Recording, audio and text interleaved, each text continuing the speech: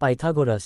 Pythagoras Pythagoras उस समय पैदा हुए जब ऋग्वेद अपनी काफ़ी प्रारंभिक अवस्था में था, लेकिन अपनी विद्वता के कारण इस व्यक्ति ने एक ऐसी प्रमेय का सूत्रपात किया जो विश्व भर में प्राथमिक कक्षाओं में ही विद्यार्थियों को पढ़ा दी जाती है। इस प्रमेय का उपयोग गणित में बहुत अधिक होता है। इस प्रमेय के अनुसार किसी समकोण त्रिभुज में दो भुजाओं के वर्गों का योग तीसरी भुजा कर्ण के वर्ग के बराबर होता है।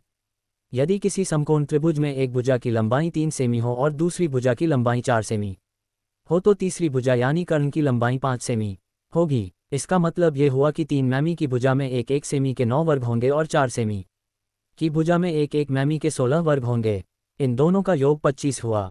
इस प्रकार सबसे लंबी भुजा में 25 वर्ग होंगे, अर्थात उस भुजा की लंबाई 5 सेमी होगी। इस महान गणितज्ञ और दार्शनिक का जन्म आज से 2500 वर्ष से भी अधिक पहले यूनान के पास सामोस नामक टापू में हुआ था। दुर्भाग्यवश उन्होंने अपने कार्यों के कोई लिखित प्रमाण नहीं छोड़े, क्योंकि उस समय लिखने के साधनों का विकास नहीं हुआ था। कागज तो दूर की बात है, उस समय तक पार्चमेंट या भोजपत्र पर लिखना भी प्रचलन में नहीं था। उनके विषय में जो भी जानकारी आज उपलब्ध है वह बाद के लेखकों द्वारा लिखी गई है, इसलिए उनके विषय में सभी तथ्य काफ़ी कुछ जनश्रुतियों पर आधारित हैं।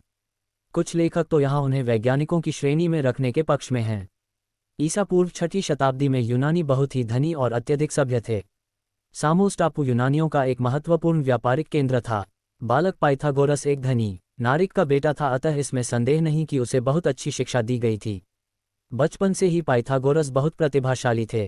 कहा जाता है कि 16 वर्ष की उम्र में ही इस बालक की प्रतिभा इतनी विकसित हो गई थी कि अध्यापक इसके प्रश्नों के उत्तर नहीं दे पाते थे।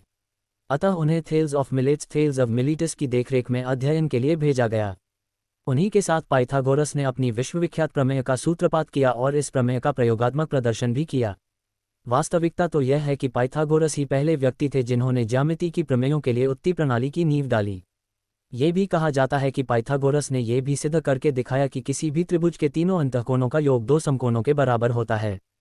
उन दिनों अध्ययन के लिए चून की पुस्तकें उपलब्ध नहीं थी, इसलिए विद्यार्थियों को एक स्थान से दूसरे स्थान तक जाकर विद्वानों से संपर्क करना पड़ता था। कहा जाता है कि ज्ञान की तलाश में 30 वर्षों तक पाइथागोरस ने फारिस, बेबीलोन, अरेबिया और यहाँ तक कि भारत तक का भ्रमण किया। उस समय गौतम बुद्ध अपने नए धर्म की स्थापना कर रहे थे।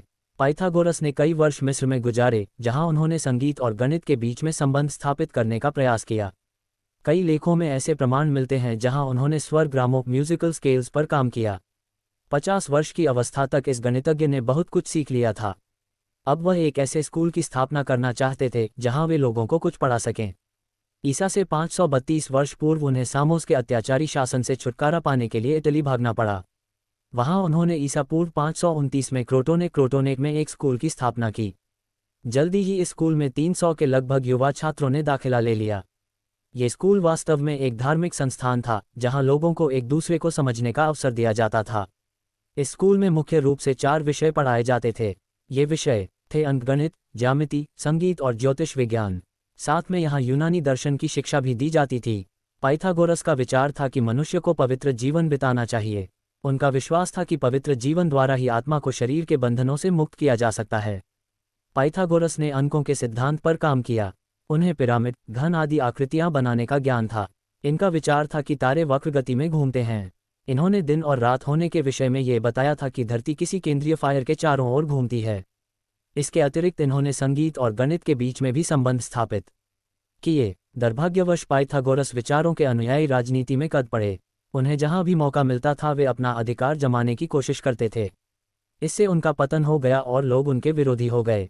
इसी आधार पर पाइथागोरस को देश निकाला दे दिया गया। 80 वर्ष की आयु में उनकी मृत्यु हो गई। मृत्यु के बाद भी प्लेटो जैसे महान दार्शनिकों तक पर भी उनके विचारों का अत्यधिक प्रभाव रहा।